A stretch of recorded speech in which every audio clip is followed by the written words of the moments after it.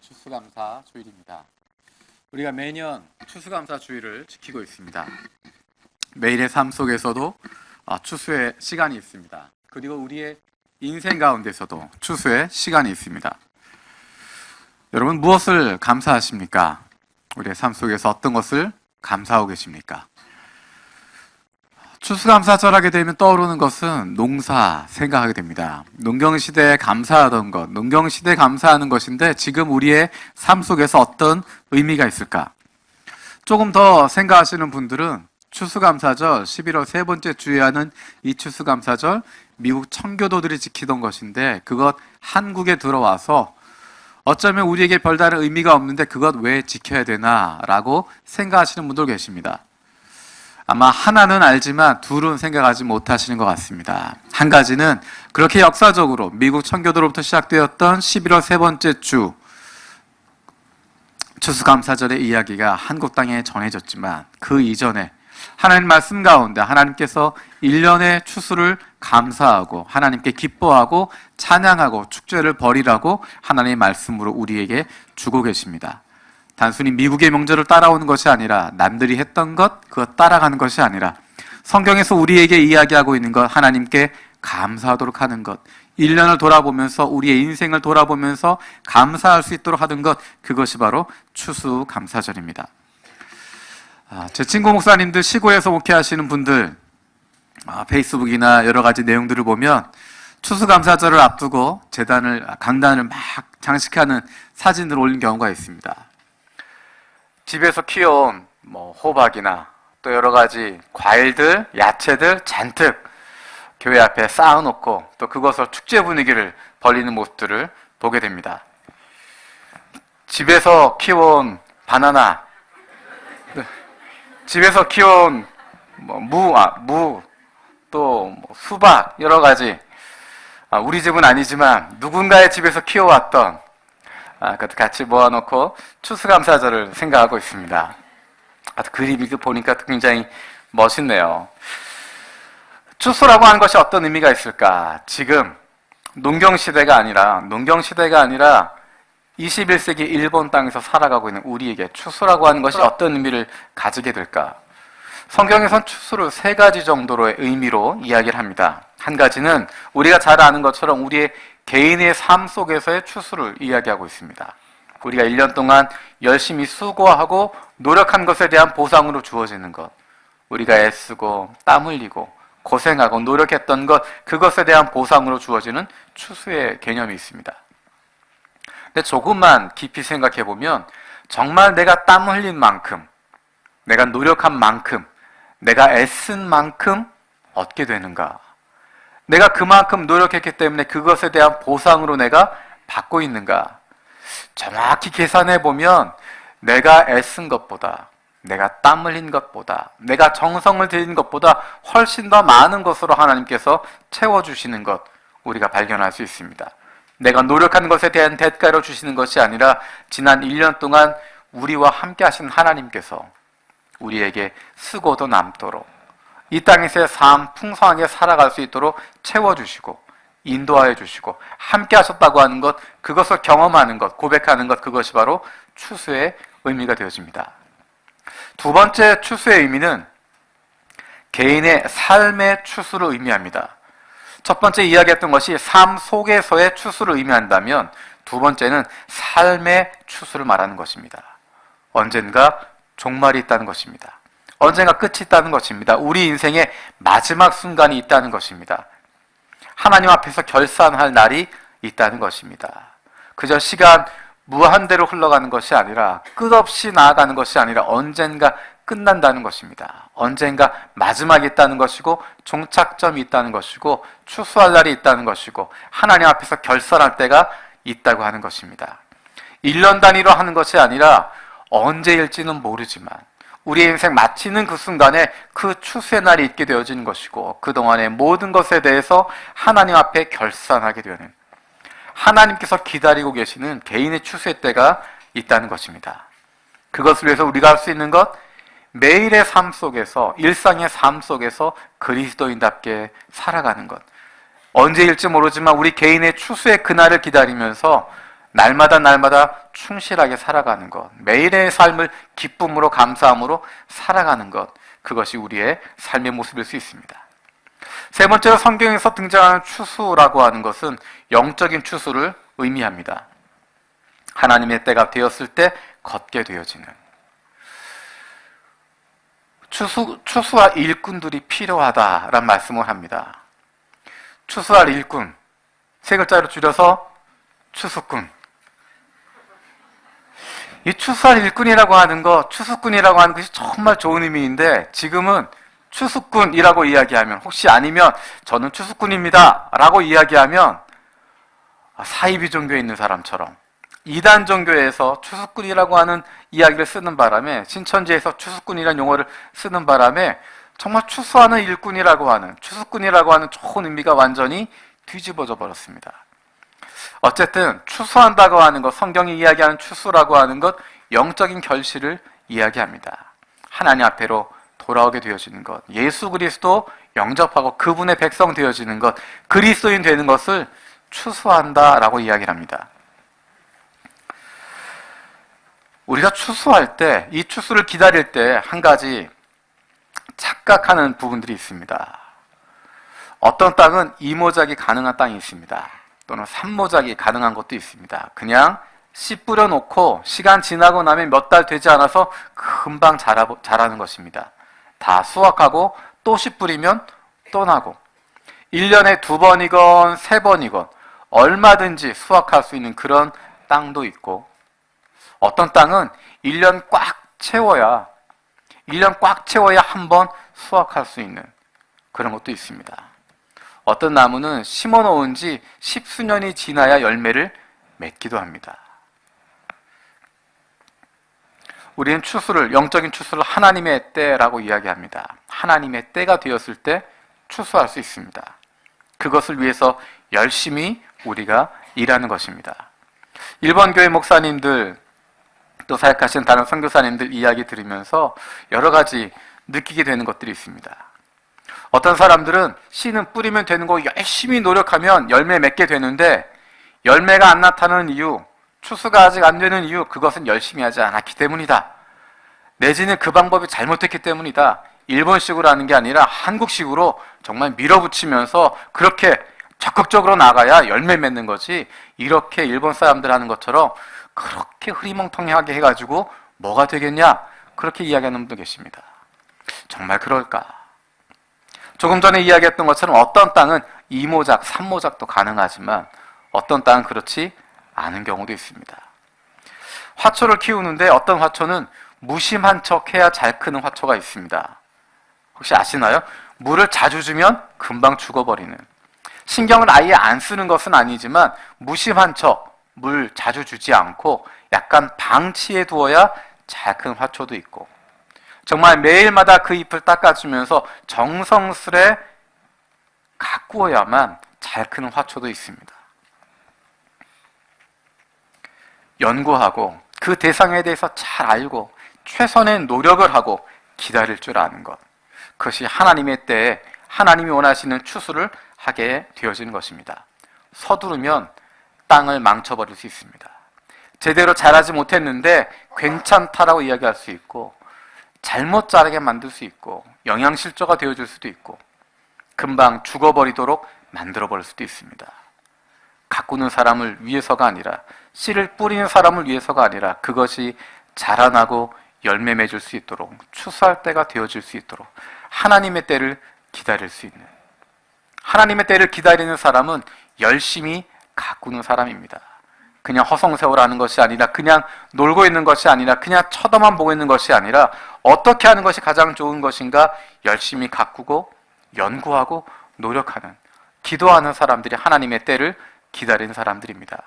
저와 여러분들이 하나님의 때를 기다리면서 하나님의 추수 때를 바라보면서 우리에게 주신 것 최선을 다해서 섬기고, 하지만 하나님의 때를 기다릴 수 있는 믿음의 사람들 되었으면 좋겠습니다. 우리가 11월 29일부터 크리스마스 또 캠퍼스 라이브를 시작하게 됩니다.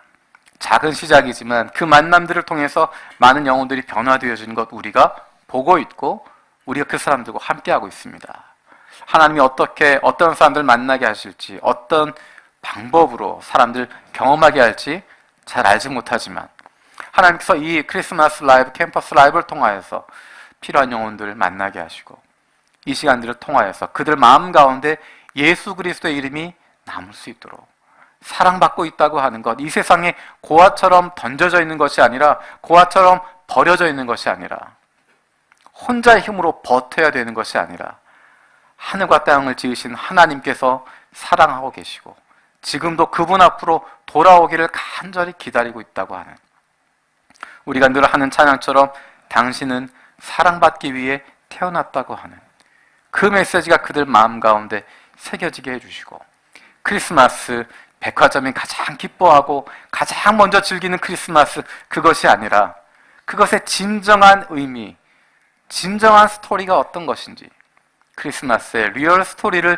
전달할 수 있는, 그 이야기 들을 수 있는, 그로 말미암아 그들의 인생이 변화되어질 수 있는 하나님의 놀라운 역사가 있도록 저 여러분들이 함께 기도하며 적극적으로 동참했으면 좋겠습니다.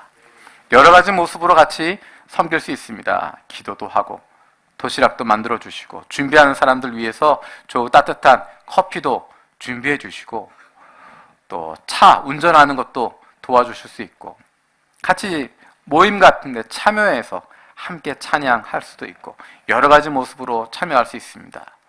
우리가 하나님의 추수의 때를 기다리는 마음으로 열심을 다하고 최선을 다해서 함께 섬길 수 있길 바랍니다. 우리가 지난 주간에는 한 일중 모두 바이블 위크가 있었습니다. 일주일 동안 매일 저녁마다 하나님의 말씀 같이 나누면서 교회가 북적거리고 각 층마다 각 언어로 말씀을 배우는 귀한 시간을 가졌습니다. 저는 여기에서 월화수목금 계속 있느라고 다른 층 가보지 못했지만 아마 다른 층에서도 또 일본부에서도 중국부에서도 아주 은혜로운 시간, 가장 그 회중들에게 필요했던 말씀들 같이 나눌 수 있는 좋은 시간, 그래서 바이블 육회 통해서 말씀으로 은혜 받고 힘 얻고 새로운 각오와 다짐을 할 수 있는 귀한 시간 되었을 줄 믿습니다. 그리고 나서 추수감사절 맞이하니까 느낌이 다른 것 같습니다. 하나님의 말씀을 가까이 하고 그렇게 바이블 위크를 보내고 그 은혜를 가지고 하나님께 감사할 수 있게 되는 것입니다. 다른 무엇보다도 내가 소유하고 있는 것, 내가 가지고 있는 것, 내 손에 있는 것, 그것들보다, 이 세상에 있는 것들보다 하나님의 말씀으로 인해서 나를 사랑하시고 나에게 말씀을 주시는 그 하나님으로 인해서 더욱 감사할 수 있는 마음이 되는 것 같습니다. 작년에도 보니까 바이블 위크 마치고 추수감사 주일을 했더라고요. 하나님의 말씀 때문에 감사하고 기뻐할 수 있는, 그것이 저와 여러분들의 가장 큰 감사의 제목이 되길 원합니다. 추수감사라고 하는 것, 추수감사절, 추수감사 예배라고 하는 것, 마치 축제를 하는 느낌입니다. 오늘 앞에도 이렇게 예쁘게 잘 장식이 되어져 있고 정말 축제처럼 하게 됩니다. 오늘 본문 말씀에 등장하고 있는 무대도 축제와 같은 장면입니다. 우리는 지금 추수감사절이고 추수감사 예배를 드리고 있지만 오늘 본문에 등장하고 있는 것은 결혼 축제입니다. 결혼이라고 하는 것은 두 사람만 만나게 되어진 그것이 아니라 한 가문들이 만나게 되어지고, 고대 문명, 고대에 있어서는 특별히 한 지역에 있어서 그 지역에 큰 잔치가 되어지는 시간입니다. 결혼식 두 사람만 있는 것이 아니라 함께 모여서 모두가 즐거워하고 기뻐하는 축제의 시간이 벌어지고 있습니다. 우리 1절, 2절 말씀, 1절, 2절 같이 읽도록 하겠습니다. 시작. 사흘째 되던 날 갈릴리 가나에 혼례가 있어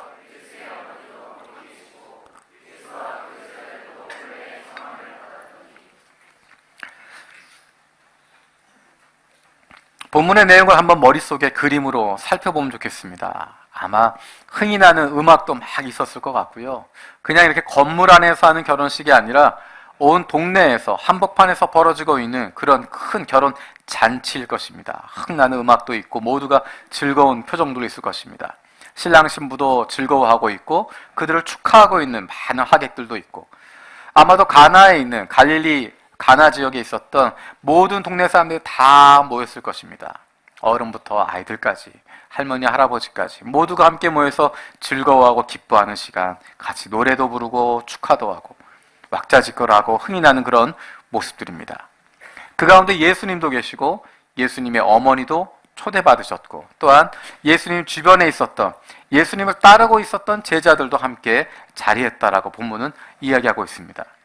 세례 요한이 소개해 주어서 랍비라고 생각하고 선생님이라고 생각하고 따라갔다가 그분을 메시아라고 고백했던 제자들, 랍비를 만나는 것 같은 생각을 가졌지만 한두 마디 이야기해보고 조금 시간 지내보면서 이분이야말로 그리스도구나, 메시아구나, 하나님의 아들이구나, 그렇게 고백했던 그 제자들이 예수님과 함께 이 잔치에 참여하고 있습니다. 온 동네 사람들이 다 모여있고 그 잔치가 흥겹고 즐거우며 더 많이 축복할 수 있고, 새로 출발하는 신혼부부에게, 그 부부에게 온 동네 사람들이 축하할 수 있는 기쁨의 자리가 되어지는데, 그 자리에 문제가 생겼습니다. 조용히 예수님의 어머니가 예수님에게 이야기합니다. 포도주가 떨어졌다. 잔치를 하고 있는데 그것의 중심이 되고 있었던 그것이 문제가 생겼다는 것입니다. 포도주가 떨어졌다. 다른 표현으로 이야기하면 이 집에 큰 문제가 생겼다. 이 축제에, 이 잔치에 어려움이 생겼다. 그것 때문에 장치가 망칠 수도 있는, 이 부부가 새로운 출발하게 되어지고 축복받으며 기쁨으로 시작할 텐데 어쩌면 부끄러움으로 가득 찬 시작이 되어질 수도 있는, 평생 부끄러움 속에 살지도 모를 그런 위험한 일이, 어려움이, 문제가 터졌다라고 이야기하는 것입니다. 그래서 예수님이 어떻게 하시죠? 물로 포도주를 만들어 주십니다. 그래서 결혼잔치는 모두 즐겁고 기쁘고 행복하게 잘 끝났습니다. 그래서 그 부부는 행복하게 살았습니다. 이렇게 얘기가 끝나질 않아요. 오늘의 말씀에서 주시고자 하는 이야기가 어떤 것일까? 단순히 이 정도 수준이 아닙니다.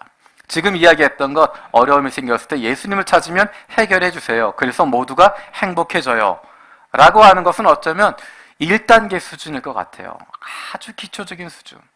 그래, 문제가 생기면 예수님 찾는 거지. 예수님이 우리 문제를 해결해 주시지. 어려움 있는 것 도와주시지. 예수님께 가면, 예수께로 가면 모두 다 즐거워져요. 행복해져요. 근데 오늘 본문 말씀은 조금 더 깊이 있는 내용들을 담고 있습니다. 우리 5절에서 10절까지 읽어보겠습니다. 5절에서 10절까지 같이 읽겠습니다. 시작. 그의 어머니가 하인들에게 이르되 무슨 말씀을 하시든지 그대로 하라 하니라. 거기에 유대인의 정결 예식을 따라 두세 통 드는 돌 항아리 6이 놓였는지라. 예수께서 그들에게 이르시되 항아리에 물을 채우라 하신즉 아귀까지 채우니 이제는 떠서 연회장에게 갖다 주라 하심에 갖다 주었더니 연회장은 물로 된 포도주를 맛보고도 어디서 났는지 알지 못하되 물 떠온 하인들은 알더라. 연회장이 신랑을 불러 말하되 사람마다 먼저 좋은 포도주를 내고 취한 후에 낮은 것을 내거늘 그대는 지금까지 좋은 포도주를 두었도다 하니라. 아멘. 결혼잔치에 포도주가 떨어졌을 때 예수님의 어머니가 예수님에게 이야기합니다. 포도주가 떨어졌다.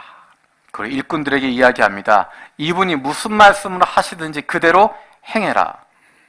예수님이 주변 상황을 돌아보시면서 필요한 것 무엇인지 정확히 아시고 하인들에게 이야기하십니다. 도랑아리, 아귀까지 물을 채워라. 그 물을 떠다가 주어라. 그 하인들이 그대로 순종했을 때, 그 말씀대로 순종했을 때 그들은 더 맛 좋은 포도주를 얻을 수 있었습니다. 그들이 원하는 것, 그들에게 있어야 할 것, 예수님을 통해서 이루어지게 되었던 것입니다. 그 기적이 벌어졌는데 그 기적의 순간에 있었던 사람, 그 중앙에 있었던 사람, 중심에 있던 사람이 누구인가? 예수님께서 하시는 놀라운 기적을 목격할 수 있었던 사람, 그것은 바로 그 순종했던 하인들이었습니다. 분명히 물을 갖다 부으라고 해서 물을 부었고 그 물 떠오라고 해서 떠다가 연회장에게 바쳤는데 분명히 물을 떠다 드렸는데 그것이 좋은 포도주로 변화되어지는 놀라움, 그 물을 가지고 갔던 하인들은 그것을 알고 있었습니다. 그래서 그 놀라움을 갖게 되었습니다. 그래서 우리는 이렇게 결론을 내릴 수 있습니다. 예수님 말씀하시면 무슨 말씀을 하시든 그대로 믿고 행해라. 그러면 놀라운 복을 받게 될 것이다.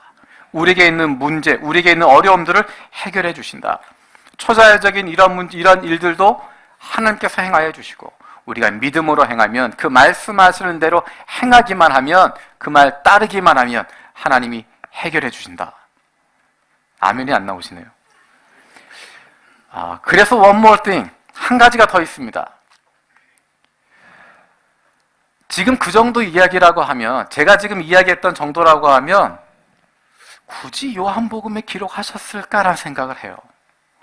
처음에 이야기했던 것처럼 요한복음에서는 예수님이 누구다라고 하는 것을 증명하면서 다른 복음서들과는 다른 전개를 가지고 있습니다.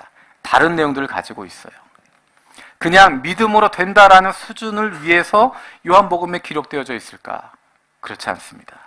한 가지 더 중요한 것이 남겨져 있습니다. 11절 말씀 같이 읽겠습니다. 11절입니다. 시작.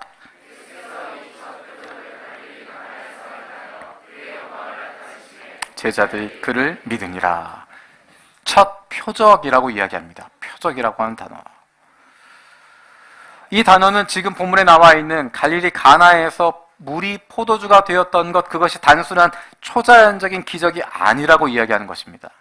단순한 기적이 아니다. 그것이 단순히 초자연적인 현상, 그것을 이야기하는 것이 아니다라고 하는 것이 표적이라고 하는 단어입니다. 요한복음에는 7개의 표적이 등장합니다. 그 중에 첫 번째 표적이라고 이야기하는 것입니다. 물로 포도주를 만든 것. 물로 포도주를 만드는 이 사건은 요한복음에만 등장하고 있습니다.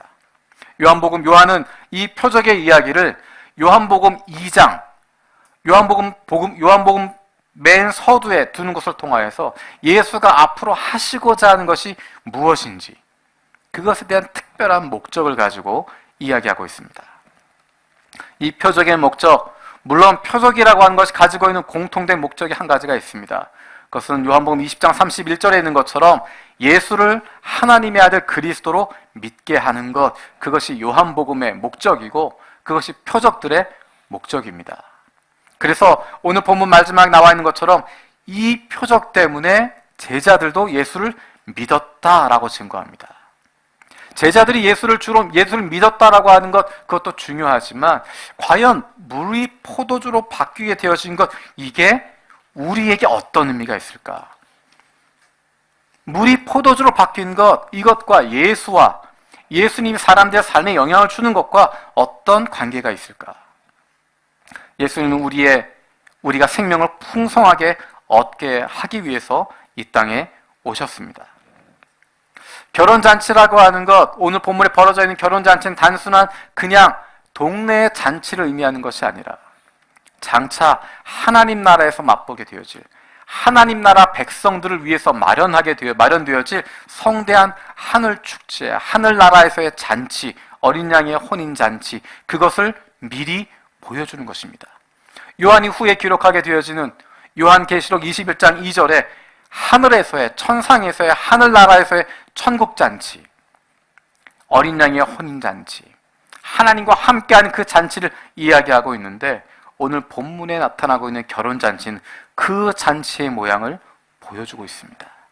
이 땅 위에서 갈릴리 가나에서 그것이 펼쳐지고 있지만 단순히 그것이 동네 사람들 잔치가 아니라 이것을 통하여서 장차 예수 그리스도를 통해서 이루어지게 될 천상에서의, 하나님 나라에서의, 하늘나라의 천국잔치, 어린 양의 혼인잔치를 미리 경험하는 일을 보여주는 것입니다. 그리고 이 기적은 다른 사건과 연결이 되어져 있습니다. 왜 하필이면 포도주였을까? 왜 하필이면 첫 번째 이적, 첫 번째 표적, 그것이 포도주였을까? 왜 갈릴리 가나에서 혼인잔치에서, 결혼잔치에서 물로 포도주를 만드는 사건을 행하셨을까?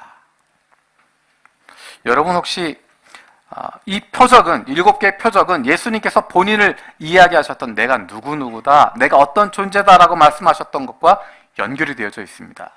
여러분 기억하십니까? 예수님이 나는 누구누구다, 에고 에이미라고 이야기했던 그 7가지의 이야기들이 있습니다. 혹시 오늘의 본문과 연결돼서 떠오르는 그런 일 없으십니까? 예수님이 내가 누구다라고 이야기했던 것, 어떤 게 기억나시죠? 그 7가지가 무엇인지 아직 모르시죠?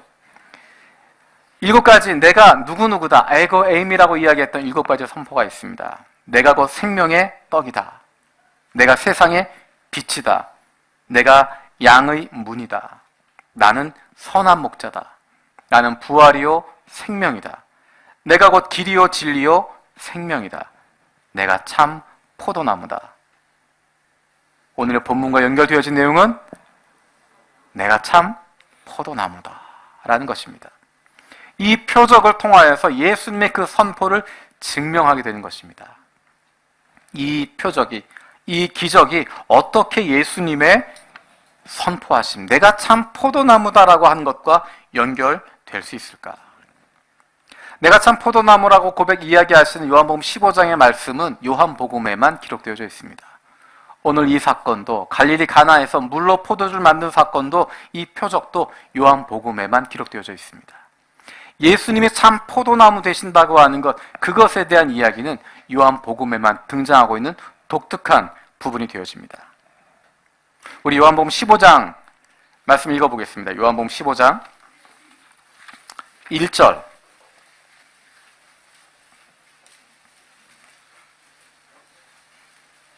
요한복음 15장 1절 같이 읽겠습니다. 시작. 나는 참 포도나무요 내 아버지는 농부라. 우리 5절도 읽겠습니다. 5절입니다. 나는 포도나무요 너희는 가지라. 내가 그 안에 거하면 사람이 열매를 많이 맺나니 나를 떠나서는 너희가 아무것도 할 수 없음이라. 우리 7절도 읽어볼까요? 7절입니다. 너희가 내 안에 거하고 내 말이 너희 안에 거하면 무엇이든지 원하는 대로 구하라. 그리하면 이루어지리라. 포도주라고 하는 단어와 포도나무라고 하는, 포도라고 하는 단어의 연관성 때문에 둘이 연결된 것이 아닙니다.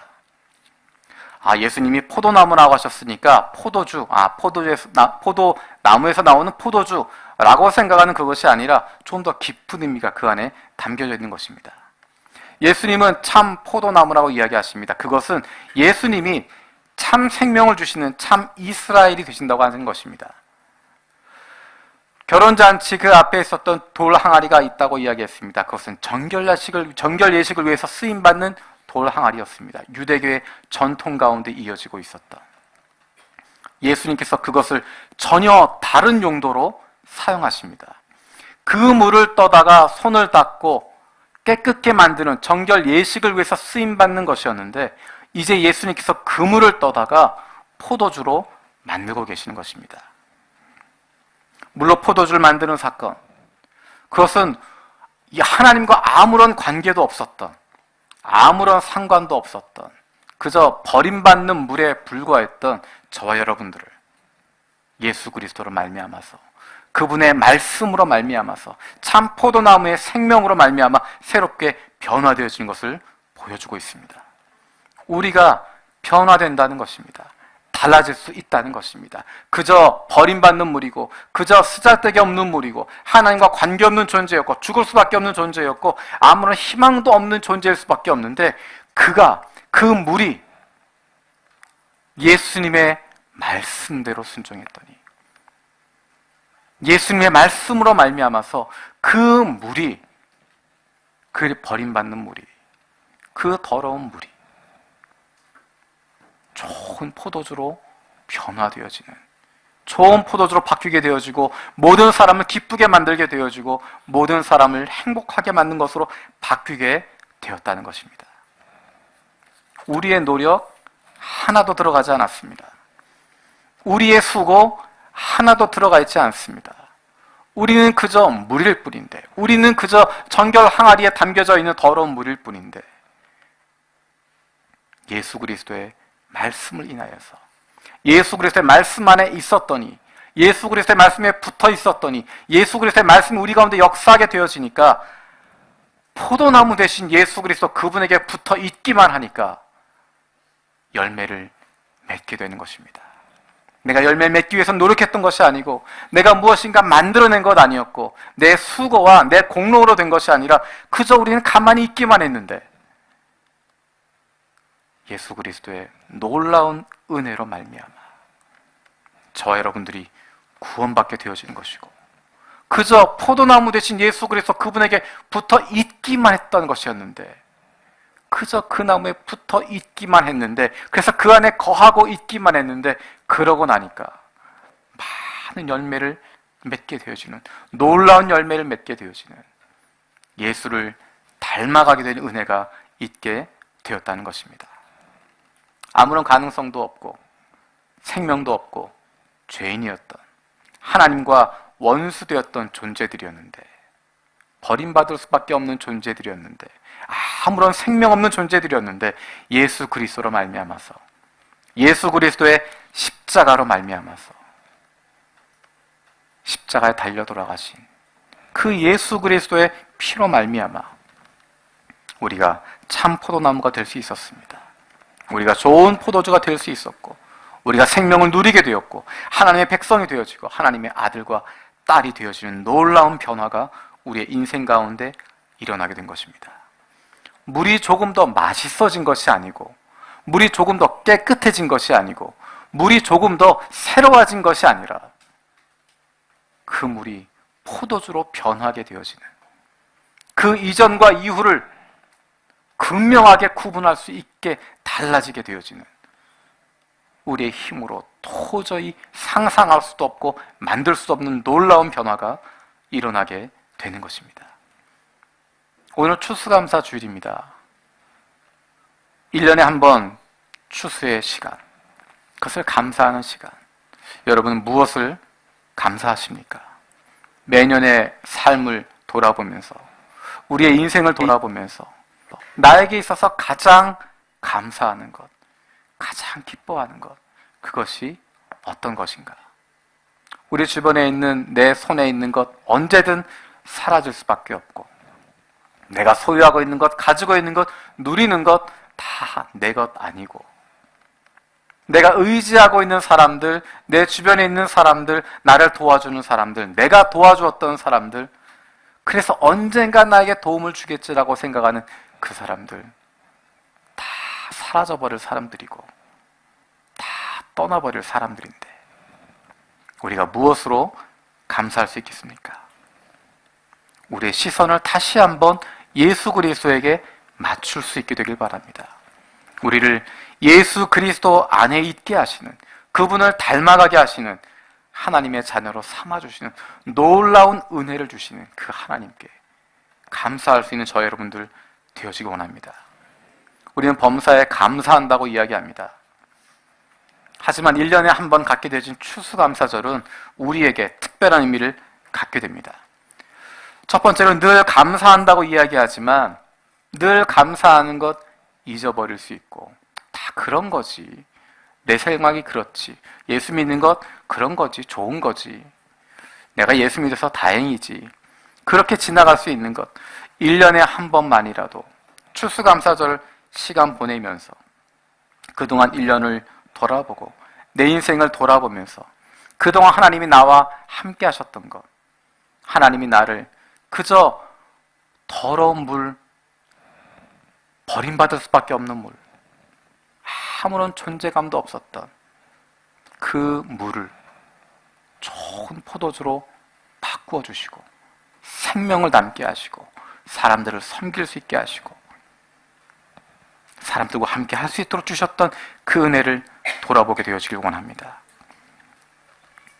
1년 동안 내가 소유하고 얻은 것, 그것에 대한 감사가 아니라 그것 관계없이, 어쩌면 작년과 올해를 비교해서, 10년 전과 올해를 비교해서 내가 가지고 있는 것, 소유하고 있는 것 바뀔 수도 있고, 내 주변에 있는 사람들 달라질 수도 있지만, 내 건강 어떻게 되는지 알지 못하지만, 그럼에도 불구하고 우리의 시선이 예수 그리스도에게 집중되어져 있으면, 사도 요한이 요한복음을 통해서 우리에게 계속 이야기하는 것처럼 예수 그리스도 그분에게 집중하고 있으면 우리를 변화시키시고 우리를 붙잡아 주시고, 얼마나 많은 시간 동안 우리가 예수 그리스도를 떠나려고 하고, 얼마나 많은 시간 동안 우리가 신앙을 벗어나려고 하고, 얼마나 많은 시간 동안 우리가 하나님 모른다고 이야기할 수 있는 상황이 많이 있었음에도 불구하고 여전히 그 믿음 지킬 수 있는 것, 여전히 예수 그리스도 바라볼 수 있는 것, 여전히 하나님께 감사할 수 있는 것, 이것이야말로 하나님이 우리에게 주시는 은혜이고, 이것이야말로 우리가 부정할 수 없는, 그 무엇과도 바꿀 수 없는 하나님에 대한 감사인 줄로 믿습니다. 우리 삶의 진정한 변화, 우리를 트랜스폼 하신 예수 그리스도를 통하여서 이루어진 그분 안에 있을 때, 예수 그리스도 안에 거하고 있을 때, 그분의 말씀에 순종하고 있을 때 우리는 그분을 닮아가게 되고 그분이 만드시는 모습으로 하나님이 주신 진정한 변화, 생명의 변화를 날마다 감사함으로 누릴 수 있는 저와 여러분들 될 줄로 믿습니다. 기도하겠습니다. 살아계신 아버지 하나님, 추수감사주의를 보내면서 하나님이 우리와 함께 하시는 것 다시 한번 기억합니다. 하나님, 내가 그동안 열심히 노력하고 수고해서 이만큼 되었다고 생각하는데, 내가 눈물 흘리고 땀 흘리고 노력해서 우리 가정 이만큼 되었다고 생각하고, 내가 그동안 섬기고 헌신해서 우리 교회 이만큼 되었다라고 내가 생각하는데, 그래서 감사하다고 생각하고 있는데, 사실은 아무것도 아닌 존재였던 우리들을 예수 그리스도의 사람으로 바꾸어 주시고, 항아리에 담겨져 있었던 그저 버려질 수밖에 없는 그런 물에 불과했는데, 맹물에 불과했던 우리들 주님이 기뻐하시는 모습으로 완전히 바꾸어 주시고, 죄인이 아니라 의인으로 하나님과 원수되었던 자리에서 하나님의 자녀로 완전한 변화를 주신, 완전히 새롭게 하신 그 주님의 은혜를 날마다 누리며 살아가게 하여 주시옵소서. 우리의 삶 속에 그 은혜가 날마다 넘치게 하여 주시고, 그로 말미암아 우리에게 주시는 하나님의 은혜, 범사에 감사할 수 있는, 늘 찬양할 수 있는, 주님과 늘 동행할 수 있는 저희들 되게 하여 주시옵소서. 감사드리고 예수님의 이름으로 기도드립니다. 아멘.